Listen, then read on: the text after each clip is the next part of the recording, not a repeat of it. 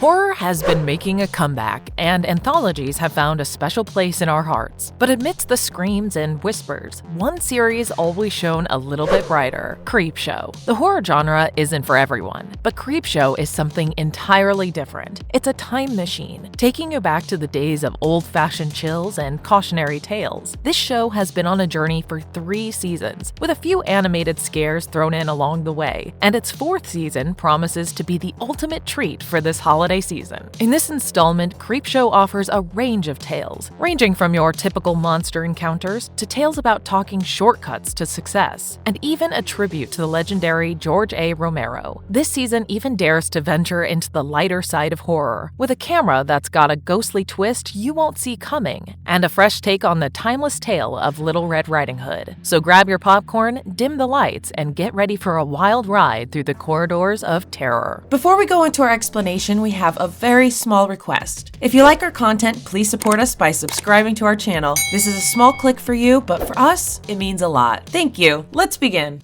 20 Minutes with Cassie. Lorna, the game reviewer, is having a peaceful night in, basking in the soft glow of her screen, when her solitude is shattered by frantic knocking at her front door. It's a distressed girl named Cassandra, who, in a fit of terror, warns Lorna of a monstrous menace outside. It's a creature that resembles a genetically mutated mouse. Now, at first, Lorna's skepticism meter is off the charts. Who wouldn't be? But then Cassie calms down and starts laying out some rather disconcerting ground rules around this bizarre beast. No matter what you do, this creature will shred you into pieces in a mere 20 minutes. Our courageous Lorna, in a moment of disbelief, encounters the real deal when a hapless delivery man gets eaten. Cassie suggests that rather than fleeing, Lorna should make her remaining minutes on this earth count. It takes an unexpected turn. It's revealed that the rat monster is more than just a physical entity. It's a manifestation of Cassie's guilt. You see, Cassie, the wounded millennial, with a liking for using her pain to manipulate others, shows up at people's home under the guise of being chased by her guilt monster. She wants people to spend time with her, feel bad for her, and be crushed when she departs, leaving them haunted by her guilt-fueled creation. As we go deeper into the story, we find the notion of a manifested monster isn't a new concept in this world, as Lorna herself has a cat-themed one tucked away in her living room. And to cap it all off, she ends the episode with a simple chat with Cassie's monstrosity after a heated argument. The climax is surreal and oddly touching. Lorna and Cassie's rodent beast even engage in a debate about the definition of the word kaiju in a humorous manner, and amidst the chaos, the jagged-toothed creature admits it's tired and asks for a bit more time to converse, rather than rip Lorna to shreds. This tale is both funny and touching, showing that even the oddest stories can make you think about life's complexities. Smile. Our second tale unravels with a glimpse into the life of Sarah, who's about to share an intimate dinner with her husband James, who's received quite an honor. The stage is set for a memorable evening, but the ordinary takes a sharp turn into the extraordinary when a mysterious person appears, holding a Polaroid camera. In an instant, they pose for a photo and then he disappears into thin air. What's so peculiar about this snapshot? Well, it's not where it should be, and that's when the mystery begins. The signpost with San Miguel leads them on, and things get more mysterious with another photo saying, "I see you." Soon they find pictures of James' time in San Miguel during the war, showing a haunted moment when he prioritized taking a picture over rescuing a drowning man and child. Their path takes them to a place marked with a chilling plaque that reads, "And I heard his voice call out from the banks of the river." Things take a terrifying twist when they discover a photo of their son, Max, accompanied by the ominous caption, "Pray." Panic grips their hearts as they race back home, desperate to find Max. The tension mounts until they find him at the bottom of the swimming pool. A photo is snapped, and in a shocking twist, Max appears lifeless in the water. This episode stands out as an impressive and thought-provoking. It's a rare segment in Creepshow that could do well beyond the Creepshow world, the type of story you'd imagine appearing in film festivals. In the first episode of Creepshow, we get 2 very different yet strangely fitting stories. The second one is a compelling psychological horror tale, focusing on the burden of life's most haunting mistakes and the ghost of regrets. However, as we go deeper, we encounter some rough patches when we find ourselves somewhat torn between predicting the destination and feeling puzzled by the journey. Hat. Meet Jay Stratton, a budding horror writer who's haunted by the looming shadow of his idol, the inexhaustible master of terror stories, Stephen Bachman. Now, even though Jay's got the support of his architect wife, Astrid, he's trapped in a hellish abyss known as writer's block. It's a place where creativity goes to die, and it's torturing poor Jay. One day, he reveals his creative woes to his tenacious agent. She decides it's time for some show and tell, revealing a treasure trove of horror author keepsakes. Among these, there's a charm from H.P. Lovecraft, Richard Matheson's trusty pipe, and the ultimate highlight, Bachman's own fedora. The moment that the hat touches Jay's head, his writer block is zapped into oblivion, and he's pumping out full-fledged novels in a matter of days. But as they say, every gift has its price. As Jay's creativity skyrockets, so does his obsession, ultimately driving his beloved Astrid away. With his life in disarray, Jay starts digging deeper into the mysteries of the mysterious hat. It's not just about churning out tales anymore. It's about the dark forces that fuel his inexplicable talent. Soon, the hat takes a wild turn. Jay uncovers that the hat has a brain-sucking monster under it that fuels his creativity. Suddenly, you're pondering the bizarre question of why crab monsters want to make humans more creative. Is it a gift, or is this creative boost nothing more than a form of mind chaos? And if it's a form of damage, why is the ability to write considered an adaptation? These are the mind-boggling questions that send your thoughts spiraling in a 20-minute roller coaster of an episode. It's all executed with a flair that keeps you engaged from start to finish, with a touch of dark humor sprinkled in. The story is both entertaining and thought-provoking, guiding you to a dark ending. It offers a unique look for an apocalyptic prediction, where humanity's destruction doesn't come from monsters or nuclear events, but from unending creativity itself. It's a chilling reminder of how AI, despite its potential, could eventually lead to our downfall. Cannibal Vampire Zombie. This is the story of a loving husband, Richard, a Michelin star chef with a passion for both his culinary craft and his beloved wife, April. Their love is the stuff of legends, but one night, everything takes a turn. April, recently on a new job, is late in returning home. Richard's world flips upside down when he receives a harrowing call from the police, informing him that his wife was found brutally assaulted. Thankfully, she survives, but the wound on her throat is a reminder of the horrors she endured. As April returns home from the hospital, a huge change in her attitude becomes painfully evident, sending ripples of distress through their once happy home. The suffering she endured has left a deep mark on her soul, causing her to push away her own sister, calling her a freeloader. April's actions become even more evil. It's evident that something beyond just trauma is affecting her, especially when her eating habits turn to disturbing. You see, April has developed a taste for the most horrific of dishes, human flesh. However, here's where it gets truly bizarre and, dare I say, heartwarming? Richard, the loving and dedicated husband, dons the apron of a caretaker and food scavenger. In his quest to meet April's newfound cravings, he starts a grisly side hustle, kidnapping and, well, taking matters into his own hands to secure the ingredients. One person after another becomes a victim of Richard's love for April, and soon there's a little girl involved, and her role in this grim tale helps connect all the dots. This innocent-looking girl turns out to be the catalyst behind April's cannibalistic transformation in the first place. Now, there are countless theories floating around this whole cannibal vampire zombie ordeal. Is it a curse? Is it an alien experiment gone wrong? Could it be a lab accident? Come on, we all crave an explanation, right? For a while, it seems to be hinting at a metaphor for coping with post-traumatic stress disorder, but it suddenly and drastically shifts into a dark and horrifying realm. It's classic Creepshow, mixing dark humor and horror, pushing the limits and making you question, can they actually do this?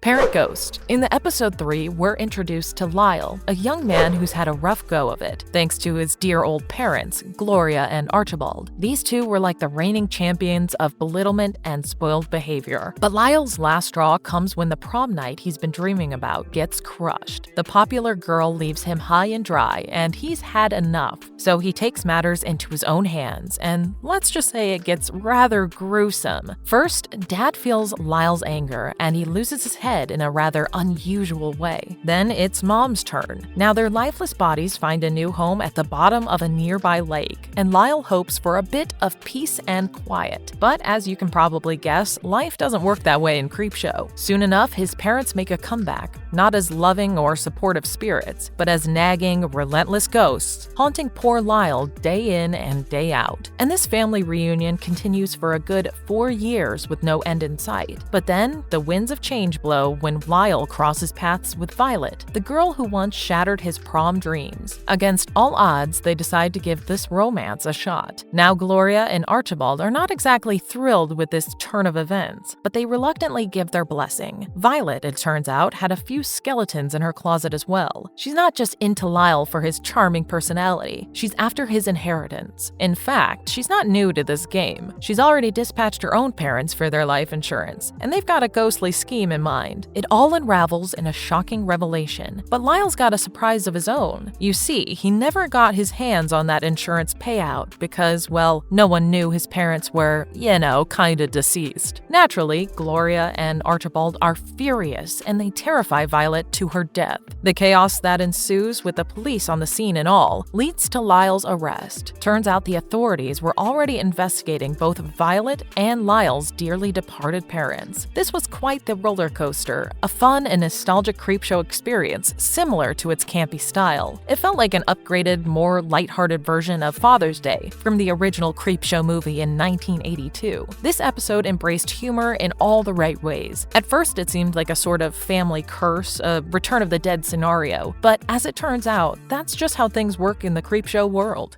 Werewolf. This one is about Marcia, the quintessential gold digger. She's got a liking for marrying wealthy men, scooping up their riches and bidding them goodbye. And her latest target? An old man who dies, leaving a stepdaughter and an angry mother-in-law, determined to keep Marcia from getting their hands on their inheritance. Marcia, now broke and hounded by credit card collectors, finds herself in the role of stepmother to a young girl named Ruby. Her dreams of living large have turned into a nightmare, but just when things look like they can't get worse for Marcia, a ray of hope appears. Ruby's grandmother reaches out, claiming to be on her deathbed and wanting to see her granddaughter one last time. Marcia sees this as an opportunity, a chance to maybe secure some dollars, so she loads up Ruby and hits the road, headed to the grandmother's house. While they drive, something darts out onto the road, and boom, they crash. It looks like a bloodthirsty werewolf, ready to snatch Ruby and vanish into the dark woods. In her panic, Marcia flags down a passing truck. It turns out to be her ex-boyfriend, Benny. He offers a helping hand, but his act of kindness ends in an untimely demise, as Ruby manages to escape the clutches of the beast and return to Marcia. Now facing off against this fearsome werewolf, she decides she's had enough and takes matters into her own hands, putting an end to the creature with an axe. With Ruby safe for now, she rushes to her grandmother's house. The episode wraps up with a heartwarming family reunion, with Ruby, Marcia, and her grandmother together under one roof. But just when you think things are going well, Ruby turns into a werewolf and goes after Marcia, giving you the chills. Now, I've got to admit, this episode does have a few weak points, making it one of the less stellar entries in season 4, but it kicks off with a strong note, with a lead you love to hate and hope to see her get her just desserts. It's a familiar setup for Creepshow, but the twist here is what makes it stand out. When the car breaks down and the monsters attack, it's not just about fangs and fur, it's a moral transformation, a change for Marcia. It's the cleverness of the episode that flips the script on the usual horror tale. In a way, it's the story of a monster that becomes more human rather than the other way around. The horror here is not just in the supernatural, it's in the depth of Marcia's character.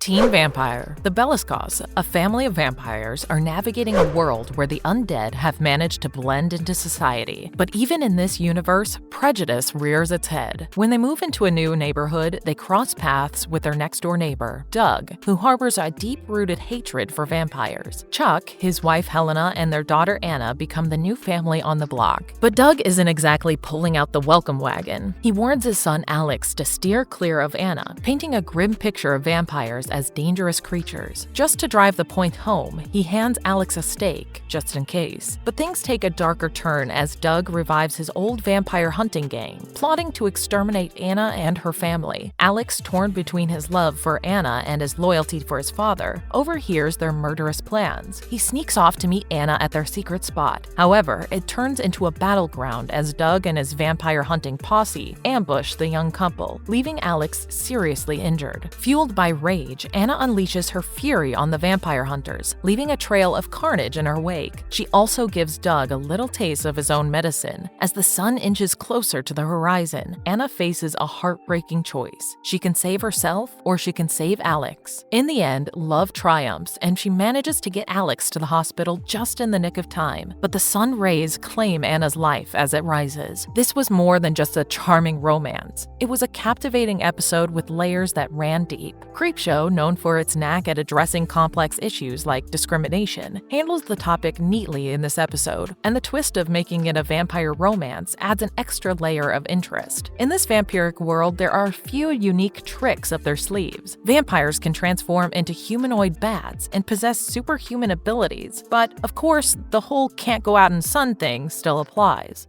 Video game console. Jeff stumbles upon an old childhood game called Weird Wednesday and decides it's the perfect way to bond with his son, Dave. However, Dave has other plans. He's more interested in sharing Weird Wednesday with his pals, Spencer and Rena. When Rena gets her hand on a copy of the game online, she's in for a chilling surprise. It comes with a cheat code, and the seller's ominous warning rings in her ears. The seller claimed the game was responsible for their children's demise, but being the adventurous souls they are, Dave and Spencer shrug off the warning and carry on. As they dive into the game, there's a new character in there and it looks like Spencer. Now, their gamer instincts kick in, and they assume it's an unlocked character, so they press on until they run out of lives. Further, Spencer, who should have returned the console and be answering their calls, is nowhere to be found. Dave and Rena decide it's time to investigate, and they head to Spencer's place. However, his mother has no clue where he's gone. In Spencer's room, they find the game screen flashing,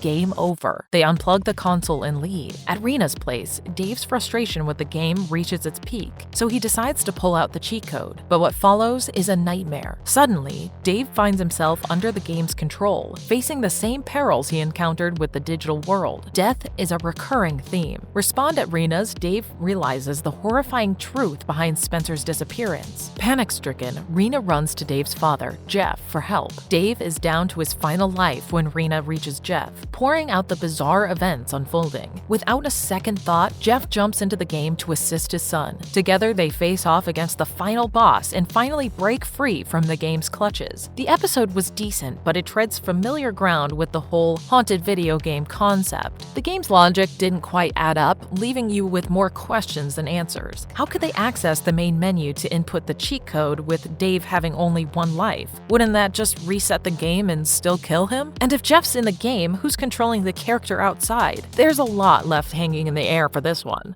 Mythical creature. As Frank nears the end of his life, he reaches out to his daughter, Allison, whom he hasn't spoke to in 15 years, along with her fiancé, Ryan. The family history is marred by a disturbing past, particularly after Allison's mother's death. Upon meeting, Allison's refusal to hold their wedding at Frank's house initiates a contentious reunion, reflecting their strained relationship. As Allison waits in the car, Frank takes Ryan down to the basement, and what they find there would give anyone the heebie-jeebies. There's a prehistoric creature beneath their feet, and it has a rather gruesome demand. This monster must be fed a live human sacrifice every 15 years, or it'll emerge from the depths to go on a hunt. Frank has a proposal for Ryan. Take on the role of this feeding master, and in return, he'll be the heir to Frank's insane fortune. Despite Ryan's initial shock and denial, he manages to persuade Allison to change her mind, and the wedding is back on, set to take place at Frank's mansion. They must now meet the feeding deadline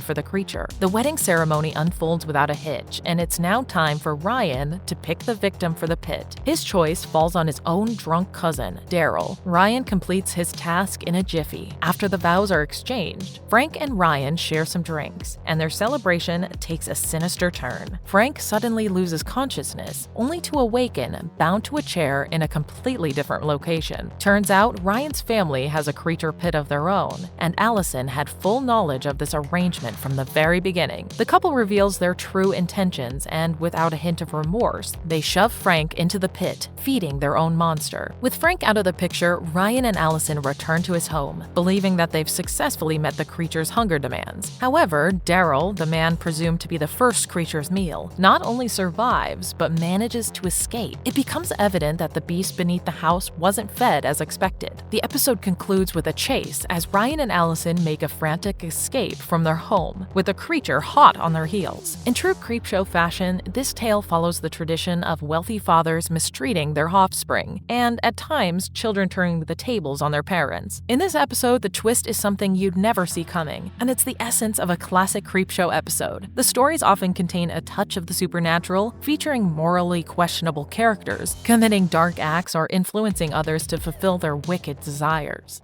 Doodle Artist. This story is about Angela, an upcoming cartoonist eagerly awaiting her appointment at a prestigious cartoonist magazine. Sonia, an established cartoonist, offers Angela unsolicited advice. Soon, her meeting with their editor-in-chief, Roger, reveals an even more disturbing twist. Sonia has stolen one of Angela's ideas, leaving her feeling angry and her creativity betrayed as she exits the office. When she arrives home, she doodles blood and hungry rats over an image of Sonia. The next day, Angela is shocked to learn that Sonia has suffered a gruesome fate, with her eyes chewed on by rats. With Sonia gone, Roger extends a contract offer, but Angela must cut all ties with her friend Calvin, who also works there. Angela sticks to her principles, refusing to betray her friend, and Roger tears up the contract, deeming her unfit for the magazine. Her art becomes a horrifying reality right before her eyes in a few seconds. Traumatized, Angela decides to leave the city, hoping to escape the power she has somehow acquired. After Roger's death, Calvin becomes the editor-in-chief and offers Angela a full-time job, but she pretends not to know about Roger's death. However, a doodle in her bag exposes their secret. In an attempt to save herself from an impending doom, Angela hastily sketches an image, only to have her own creation turn against her. The episode reaches its gruesome conclusion as Angela pulls a bottle from her own throat and plummets to her death. This story boasts as one of the most memorable and chilling kill moments. It brings back that Creepshow feel, complete with a classic tale of deserved revenge, a theme well-loved in anthology series. Angela's newfound power adds an intriguing layer to the narrative, leaving us wondering about the potential and limitations of her unique abilities.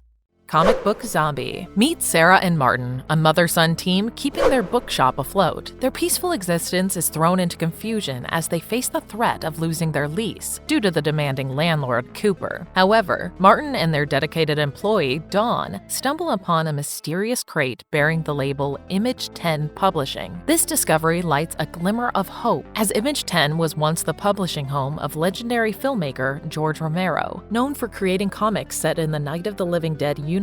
Yet their fortunate find soon takes a nightmarish twist. A zombie straight from the pages of one of the comic books comes to life and viciously attacks a customer in their shop. Martin rushes to alert his mother, but she dismisses his claim as a tall tale. They believe that these zombies can only be seen with the 3D glasses that accompany the comics, which is pretty true. With time running out, Martin turns to the comic book for answers and unwittingly summons a comic book version of the legendary George Romero himself. A chilling revelation comes to light. These zombies are indeed real, brought to life by a voodoo curse enacted by an angry employee's cousin. George Romero and Martin forge a plan to rescue Dawn, but their journey is filled with danger. The initial victim has transformed into a zombie, using the 3D glasses to conjure more undead from another copy of the comics. A chaotic battle ensues with the horde threatening to consume them. During this intense struggle, Sarah is captured by the mob. In a final, desperate effort, George Romero offers a solution. Destroy the glasses, destroy the zombies. As the smoke clears, the zombie horde is defeated. As things seem to settle down, landlord Cooper walks into the store, unaware of the chaos. A zombified Sarah bites the landlord while Martin and Dawn escape the chaos, leaving Cooper to face his grim fate. This episode is not only a thrilling tale, but also a heartwarming homage to the legendary George Romero. It's laden with Easter eggs from nods to other episodes to witty references. The show pays tribute to Romero's initial desire for his ghouls to be called ghouls, and then slyly turns them into voodoo zombies, defying even his own expectations. It's a true treat for fans and a fitting tribute to a horror icon.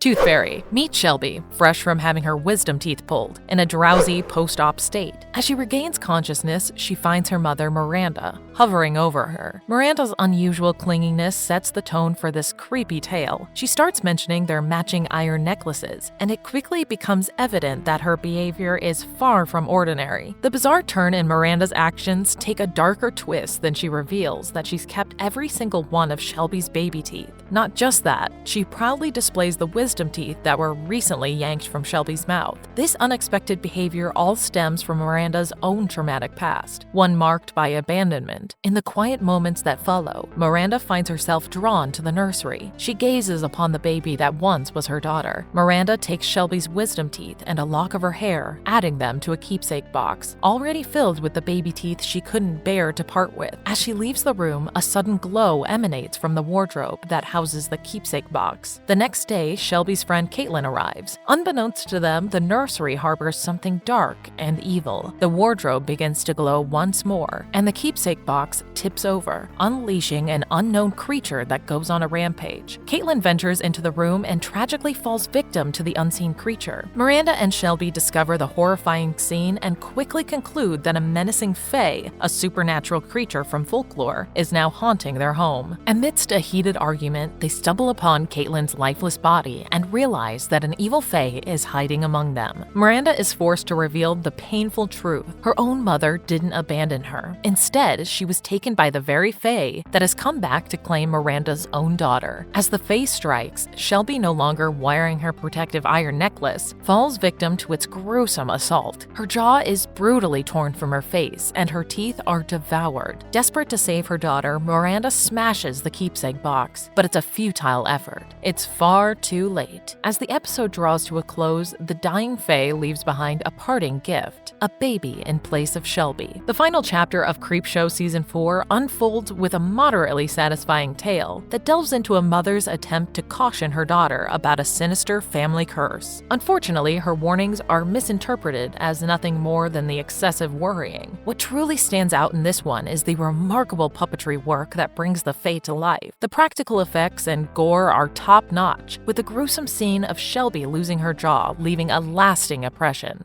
Marvelous verdict. Creepshow 4, with all its thrilling episodes, delivers a delightful experience for horror fans. This anthology series continues to captivate its audience with a masterful blend of scares, humor, and clever twists. The show's ability to balance the horrific with dark humor offers the creativity of its talented storytellers. Throughout this season, Creepshow takes us on a journey through a variety of horror subgenres. From classic monsters to supernatural curses, the practical effects and gore are a standout feature, consistently delivering gruesome and visually striking moments that will leave you both shocked and delighted. Notably, this season maintains the Creepshow tradition of addressing underlying themes and societal issues within its stories. It provides a fresh take on the genre, making it more than just scares and thrills. It's a platform for thought-provoking narratives. We hope you liked this dark episode of exploring the all-new season of Creepshow. Do let us know in the comments below what's your favorite part. And if you liked our content, don't forget to leave a like and subscribe to us if you haven't already. Have a good one and be safe. Thanks, everyone.